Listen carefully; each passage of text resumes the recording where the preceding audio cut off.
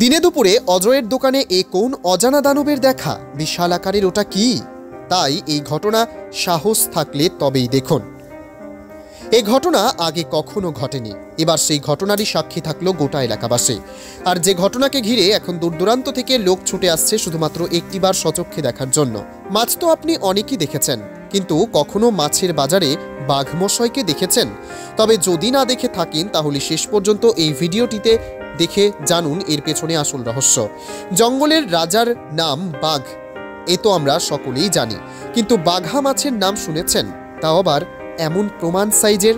জলপাইগুড়ির বাজারে এখন শোরগোল পড়ে গেল এই ৭০ কেজির এক বাঘা মাছের আগমনে। বিহার থেকে আসা এই বিশাল আকৃতির মাছটি দেখতে ভিড় জমেছে অজয় দাসের মাছের দোকানে। মাছটির অসাধারণ আকৃতি ও ওজন ক্রেতাদের মনে কৌতূহল জাগিয়েছে। এর স্বাদ কেমন হবে জানতে ৫০০ টাকা কেজি দরেও কিনতে ছাড়ছেন না তারা। বিক্রেতা অজয় দাস জানান, এত বড় বাঘা মাছ তিনি আগে কখনো বাজারে আনেননি। তার ধারণা এটি গঙ্গার মাছ এবং বিহার থেকে এসেছে। জলপাইগুড়ির মানুষ এই মাছ সম্পর্কে তেমন জানেন না, তবে এর বিশাল আকৃতি দেখে কিনতে আগ্রহী হচ্ছেন। তবে দিনে দুপুরে এই বিশালাকার বাঘা মাছের আগমনে জলপাইগুড়ি বাজার জুড়ে এখন উৎসবের মরশুম। ৭০ কিলোর মতন। দাম কেমন যাচ্ছে? 450-500 টাকা করে গেল। বাজারে কি এই প্রথম এত বড় প্রথম।